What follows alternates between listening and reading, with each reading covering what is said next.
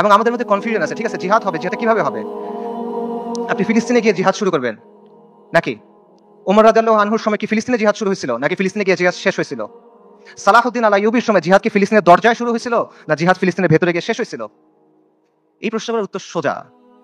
আপনি কি জিহাদ ফিলিস্তিনে গিয়ে শুরু করবেন, নাকি জিহাদ করতে করতে করতে গিয়ে আল্লাহ এক সময় আল আকসাকে আমাদের হাতে দিবেন ইনশাআল্লাহ? এই প্রশ্নগুলোর উত্তর সোজা, কিন্তু আবারও ওই সহজ উত্তরটা আমরা নিতে পারি না। কারণ এই যে আমাদের পরাজিত মানসিকতা, এটা আমাদের আচ্ছন্ন করে রাখছে। এটার বাইরে আমরা বের হইতে পারতেছি না। আমাদের চিন্তার মধ্যে কিছু জট লেগে আছে। যখনই আমরা ক্লিয়ারলি একটা জায়গায় যেতে চাচ্ছি, ওই জটগুলোর জন্য আমরা কনক্লুশনে পৌঁছাতে পারতেছি না। সুফিদের একটা কথা আছে যে আপনি যখন কোনো গ্লাসে বিশুদ্ধ পানি দিবেন, তার আগে ওই গ্লাস থেকে ময়লা ফেলে দিতে হবে। সো আপনি যদি ঠিক অ্যান্সারটা দিবেন, তার আগে ভুল অ্যান্সারটা সরাই নিতে হবে। এই জন্য আমি মূল অ্যান্সারে যাচ্ছি, তার আগে অল্প কিছু বিষয় কভার করি। সর্বপ্রথম যে রাষ্ট্র ইসরায়েলের সাথে নর্মালাইজেশন করছে, প্রথম যে রাষ্ট্রগুলো করছে, তার মধ্যে একটা ইউএই। ইসরায়েলকে সবচেয়ে বেশি অস্ত্র সাপ্লাই দেয় আমেরিকা। সেই অস্ত্র ইসরায়েলে পৌঁছায় কিভাবে? যে রুটগুলো ব্যবহার হয়ে পৌঁছায়, তার একটা হলো কাতারে। গাজায় যে অস্ত্র দিয়ে আপনার ভাই বোনকে হত্যা করা হচ্ছে, সেই অস্ত্র এসে প্রথমে পৌঁছাচ্ছে কাতারে। সৌদি আরব কি করতেছে? একদিকে পেছনে নর্মালাইজেশনের চেষ্টা করতেছে, আরেকদিকে মরুভূমির মধ্যে কনসার্ট হচ্ছে। ইসরায়েলের চ্যানেল 13 একটা প্রতিবেদন আছে, সেখানে বলা হয়েছে যে যখন লোহিত সাগরে ব্লকেট দিল হুথিরা, ইয়েমেনের হুথিরা যখন লোহিত সাগরে ব্লকেট দিল, তখন ইসরায়েলে কার্গো গেছে কিভাবে? দুবাই, জর্ডান এবং সৌদি আরবের মধ্য দিয়ে। আর যারা এগুলোর বিরুদ্ধে কথা বলার মতো মানুষ, সেই হকপন্থী ওলামায়ে কেরাম, শত শত ওলামায়ে কেরাম গত 7-8 বছর ধরে তাদের জেলে।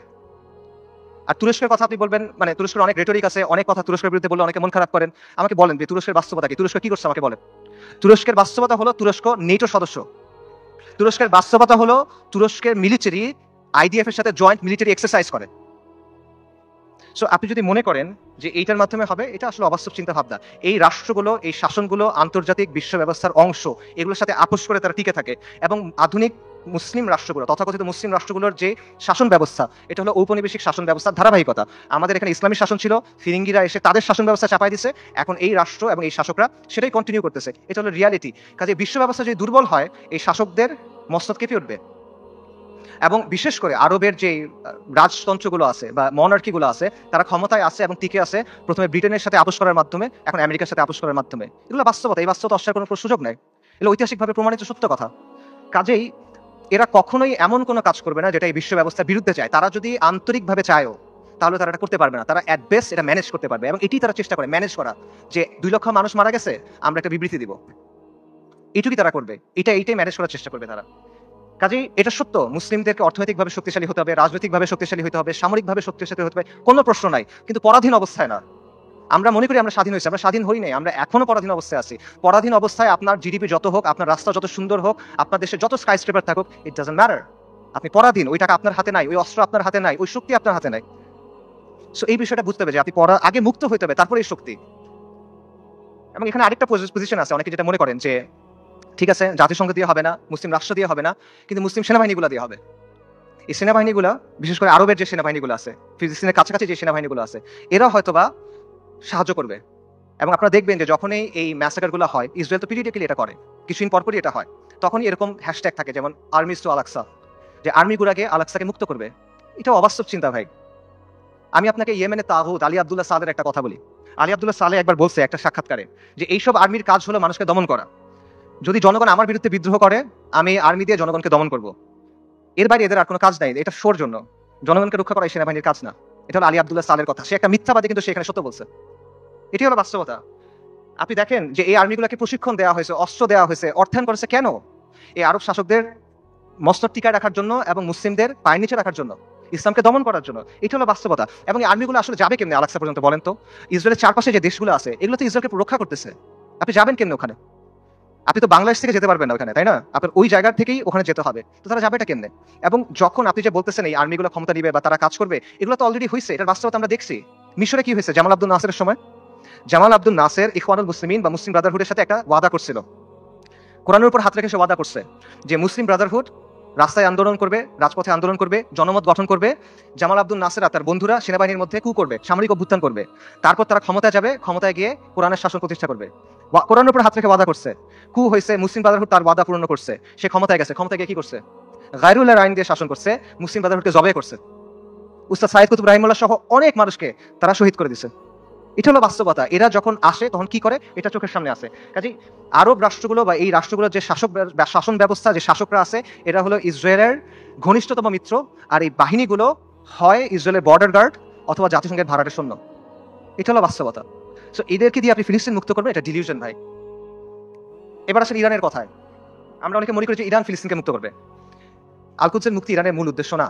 ইরানের মূল উদ্দেশ্য হলো মধ্যপ্রাচ্যে শিয়াদের যে ক্ষমতা এটা বৃদ্ধি করা, শিয়া অ্যাক্সিস বলে যেটাকে, এবং এটা সে করবে অ্যাট ইয়োর কস্ট। একটা কথা আছে গেম থিওরিতে, জিরো সাম গেম, যে তার শক্তি যত বাড়বে আপনার শক্তি তত কমবে। এটা বাস্তবতা।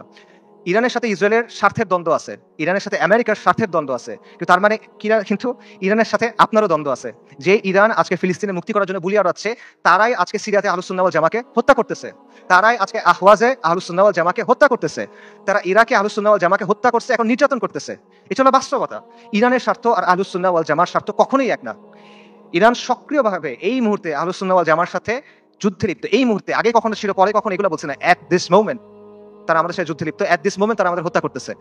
আমেরিকা যখন আফগানিস্তানে আক্রমণ করছে, আমেরিকা যখন ইরাকে আক্রমণ করছে, ইরান তাদেরকে সহায়তা করছে। এটা তাদের মুখের কথা, এটা আমি বানায় বলতেছি না, আপনারা গিয়ে চেক করেন।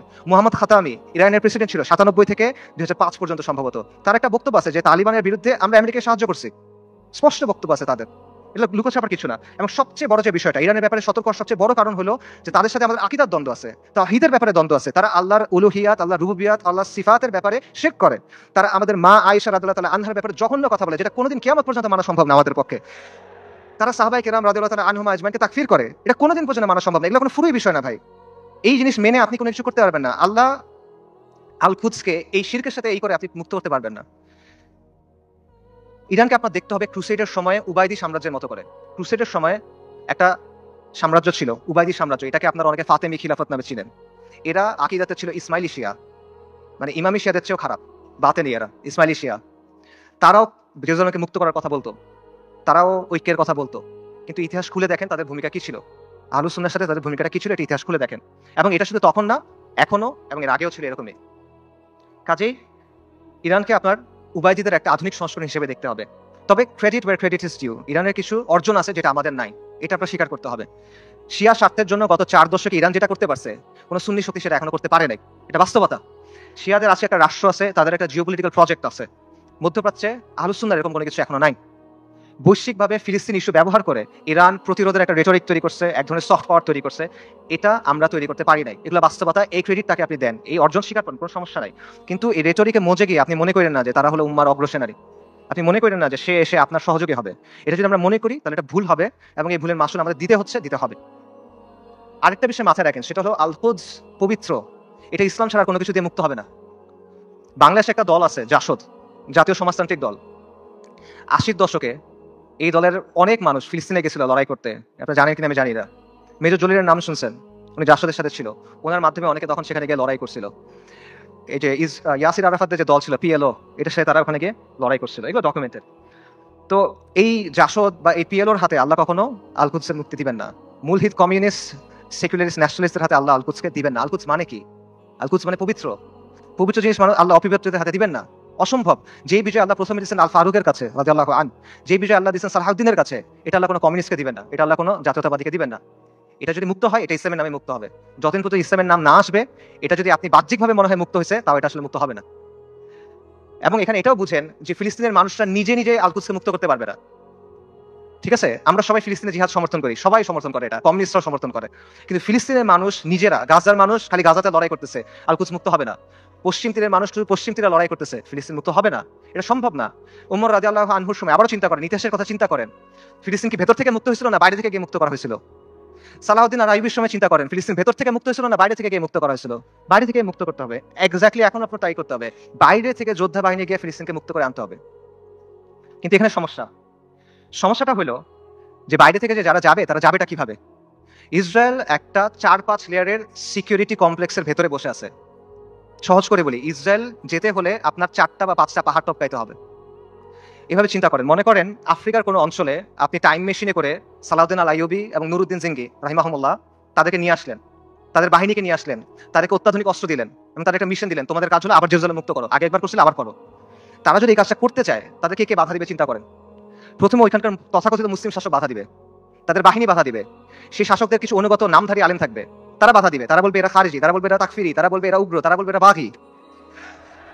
এগুলো বলে অনেকে মাইন্ড করেন, এগুলো বাস্তবতা। আপনারা ভিডিও দেখেন, মিশরের এক বিখ্যাত মুফতি, নাম বললে সবাই চিনবেন, এই বিখ্যাত মুফতি বলছে যে অক্টোবর 7 তারিখ যে আক্রমণ করা হয়েছে এটা খারিজিদের মতো আক্রমণ হয়েছে, এবং এটা যাদের সামনে বলছে সেই তরুণরা তাকে ভয়ঙ্কর অ্যাগ্রেসিভ একটা স্লোগান দিছে, তখন গালি দিছে বেসিক্যালি, আমি বলতে চাচ্ছি না, আপনাকে ইউটিউবে খুঁজে দেখেন, এগুলো বাস্তবতা। প্রথমে ওই শাসকরা এবং তার বাহিনীরা তাদেরকে বাধা দিবে, তারপর তাদের অনুগত নামধারী আলেমরা, হকপন্থী আলেম অবশ্যই না, নামধারী আলেমরা বাধা দিবে। তারপর কি হবে? তারপর আন্তর্জাতিক বিশ্ব আসবে, এসে স্যাংশন দেওয়ার চেষ্টা করবে, নিন্দা প্রস্তাব জানাবে। তারপর যদি কোনোভাবে তারা আগাইতে পারে, তাদের গিয়ে মোকাবেলা করতে হবে কাদের সাথে? ইসরায়েলকে ঘিরে রাখা আরব দেশগুলা এবং সেগুলোর শাসক এবং সেগুলোর সেনাবাহিনীর সাথে। এগুলো যদি আপনি ক্রস করেন, তখন আপনার লড়াই করতে হবে আমেরিকার সাথে, তারপর আপনি ইসরায়েলের সাথে ফাইট করতে পারবেন, তার আগে না। এটা হলো বাস্তবতা। আজকে যদি কোনো সুন্নি রাজনৈতিক শক্তি তৈরি হয়, মনে করেন উত্তর পূর্ব আফ্রিকাতে কোনো সুন্নি দল ইসলামী ইমারত কায়েম করলো, তারা এখন আলকুদস পর্যন্ত যাইতে চায়, তাদেরকে এই 4-5টা পাহাড় টপকায় ওখানে যেতে হবে। কাজেই আলকুদসের মুক্তির যে ইস্যু, এটা কোনো নির্দিষ্ট অঞ্চলের ইস্যু না, এটা কোনো লোকাল ইস্যু না, এটা একটা গ্লোবাল ইস্যু। এটা সম্পর্ক পুরো বিশ্ব ব্যবস্থার সাথে। এবং আপনি চিন্তা করে দেখেন যে ইসরায়েল রাষ্ট্র অস্তিত্ব আসলো কিভাবে।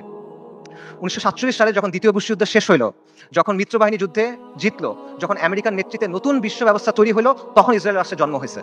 কাজেই যেই আলকুদস দখল হওয়ার সাথে ইসরায়েল রাষ্ট্র প্রতিষ্ঠিত হওয়ার সাথে সম্পর্ক এই বিশ্ব ব্যবস্থার। কাজে আপনি যদি আলকুদসকে মুক্ত করতে চান, আপনি যদি ইসরায়েলের মোকাবেলা করতে চান, এই বিশ্ব ব্যবস্থাকে আপনার পরাজিত করতে হবে। এর সহজ কোনো উপায় নেই আসলে। আর যখন আপনি বিশ্ব ব্যবস্থাকে চেঞ্জ করতে যাবেন, ওটা কিরকম হবে? এটাকে একটা নিট অ্যান্ড ক্লিন প্রক্রিয়া হবে? সহজ প্রক্রিয়া হবে না, একটা রক্তাক্ত প্রক্রিয়া হবে, ব্রুটাল প্রক্রিয়া হবে। পরিবর্তন যত বেশি হয়, সেটা তত বেশি প্রক্রিয়াটা, পদ্ধতিটা তত বেশি রুক্ষ হয়, তত বেশি কঠিন হয়। এটা হলো বাস্তবতা। পৃথিবীর ইতিহাসে কোনো পলিটিক্যাল সিস্টেমের পরিবর্তন শান্তিপূর্ণভাবে হয় নাই।